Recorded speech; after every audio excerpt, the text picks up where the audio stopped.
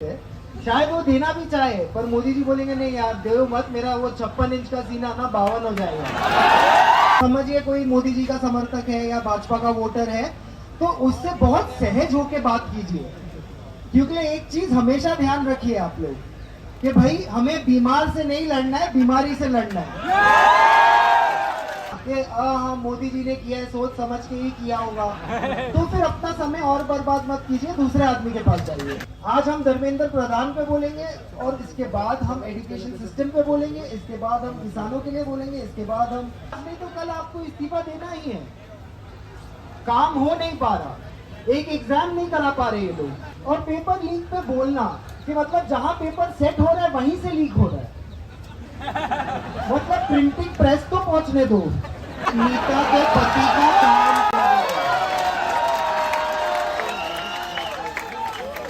ये सरकार में कोई मोरालिटी नहीं है, कोई शर्म नहीं है। हमारे देश का एक और गांधी 17 दिन से बिना खाए यहाँ बैठा है और गोडसेवादियों को कोई चिंता नहीं है इस बात की। और मैं बताना चाहता हूँ कि ये आप स्टूडेंट हो, कोई किसान है, कोई बेरोजगार है, तो पहले तो चीफ जस्टिस ऑफ इंडिया का बहुत बड़ा थैंक यू कि उन्होंने ये पूरा प्रोटेस्ट खड़ा करने में पहली नींव रखी। आज कोई गिग वर्कर है जो नौकरी नहीं ढूंढ पा रहा, जिसको पता नहीं, जिसको अपनी वो रास्ते नापते नापते थक जाता है, उसको पता नहीं है दिन कब खत्म होगा, उसको समझ में नहीं आ रहा है कि संडे को क्यों पेट्रोल के ज्यादा पैसे मिल रहे हैं और मंडे को क्यों पेट्रोल के कम पैसे मिल रहे हैं, पेट्रोल तो उतना ही चल रहा है। ये सब सवालों का सरकार को एक एक करके जवाब देना पड़ेगा। और धर्मेंद्र प्रधान जी का इस्तीफा जो होना चाहिए, उनमें थोड़ी शर्म होती तो दे देते, शायद वो देना भी चाहे, पर मोदी जी बोलेंगे नहीं यार दो मत, मेरा वो 56 इंच का सीना ना 52 हो जाएगा। आज नहीं तो कल आपको इस्तीफा देना ही है। काम हो नहीं पा रहा, एक एग्जाम नहीं करा पा रहे ये लोग। आज आप बताइए कौन से एग्जाम की भर्ती पे हमारा युवा क्या स्टेटिस्टिक लेके चले। जब 20,000 की भर्ती होने वाली होती है, 20,000 लोगों की भर्ती होने वाली होती है, टीचर खुद कहता है कि भैया देखो तुम 10,000 लोग तो ऐसे ही जाने वाले हैं, तो तुम थोड़ी ज्यादा मेहनत करना।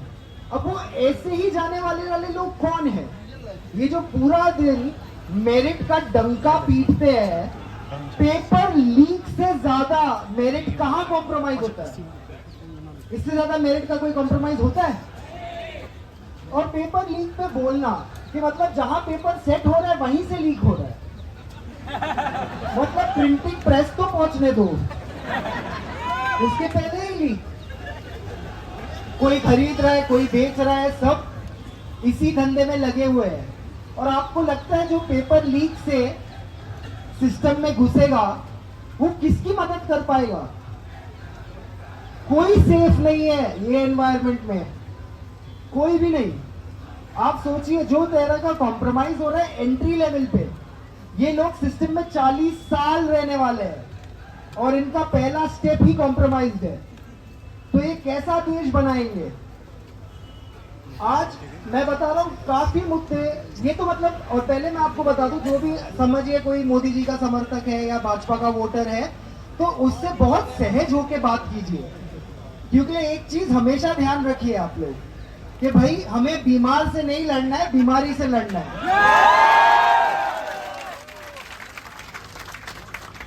तो बस आप देखिए, उनसे बात कीजिए, उनको समझाइए। पर अगर वो लॉजिक पे आते हैं ना कि हाँ मोदी जी ने किया है, सोच समझ के ही किया होगा, तो फिर अपना समय और बर्बाद मत कीजिए, दूसरे आदमी के पास जाइए। ये सिलेबस को साइड में करके आप 6 महीने का गैप देके फिर रिवीजन के लिए आ जाइएगा।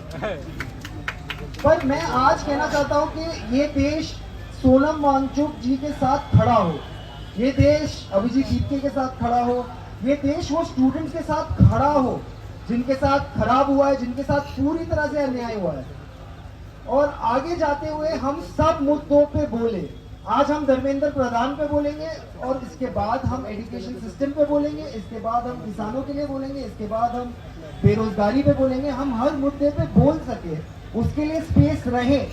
और स्पेस इसीलिए है क्योंकि मीडिया निकम्मा होके कोई चीज पे बोल नहीं पा रहा। आज मीडिया में बड़ी बड़ी नौकरी करने वाले एक सवाल नहीं पूछ पा रहे सरकार से, एक नहीं, हमसे पूछे जा रहे हैं आप यहाँ क्यों आए? अरे हम क्या डांडिया की प्रैक्टिस करने आए हैं? पेपर लीक नहीं होता तो नहीं आते, पेपर लीक हुआ इसलिए आए। अच्छा आप आए हैं, दूसरे क्यों नहीं आए हैं? अरे भैया आप पहले डिसाइड करो आप क्यों आए हो। मीडिया का तो काम आप कर नहीं रहे हो तो आए क्यों हो? और जो मेरे YouTube के साथी है, आप भाई आप मीडिया के, आपको जो सवाल पूछना आप पूछिए, पर आप ये निकम्मे मीडिया वालों की लाइन में क्यों सवाल पूछ रहे हो? आप स्वतंत्र हो, अपने सवाल पूछिए। आप इतनी दूर आए, आप वही सवाल पूछ रहे हैं जो मीडिया वाले पूछ रहे हैं। नहीं हमने सुना है ये हुआ है वो हुआ है। आप अपने सवाल, आप पहले तो अपने साथ बैठ जाइए और पूछिए अपने आप से आप क्यों कैमरा लेके यहाँ आए हैं। वो पहला सवाल आप अपने आप से पूछिए, फिर उसके बाद आप सामने सवाल रखिए। आपको खुद नहीं पता आप क्यों आए हो। जो मेन स्ट्रीम मीडिया वाले 2-2 करोड़ का पगार लेके एसी स्टूडियो में पूछ रहे हो, यहाँ आप धक्का खाते वही सवाल पूछ रहे हो और वो सवाल से किसी का फायदा नहीं होना क्योंकि वो सवाल का कोई जवाब ही नहीं है। तो मैं आखिर में इतना ही कहना चाहता हूँ कि जो माँ बाप अपने बच्चों को ये प्रोटेस्ट में नहीं आने दे रहे और जो माँ बाप डर रहे हैं कि अगर उनके बच्चे यहाँ आ जाएंगे तो उनके फ्यूचर का क्या होगा, अगर आप इतना डर रहे हो प्रेजेंट में तो फ्यूचर बचा ही कहाँ है।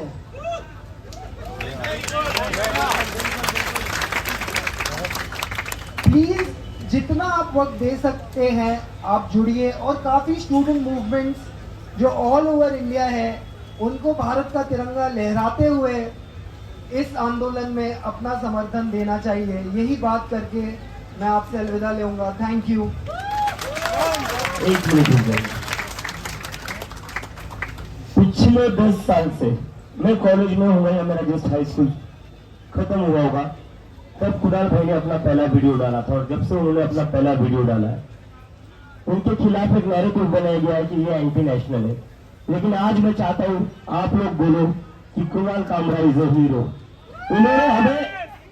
इन्होंने हमें बोलना सिखाया है, इन्होंने हमें बोलना सिखाया है, सवाल करना सिखाया है। यहाँ पर जितने भी बच्चे मेरी उम्र के, हम सबने इनकी वीडियो देखी थी। वो कौन सी वीडियो थी? बीजेपी के ऊपर। मैं सीधा नहीं मैं सीधा अंबानी जी को वोट क्यों नहीं दे सकता? मोदी जी बीच में क्यों आ रहे हैं? वो सारी वीडियो देखकर हम लोग बड़े हुए थे। इन्होंने हमें बोलना सिखाया है। ये एंटी नेशनल नहीं है, हमारे हीरो है। तो कुणाल कामरा हमारे क्या है? Kunal Kamra is a hero. Kunal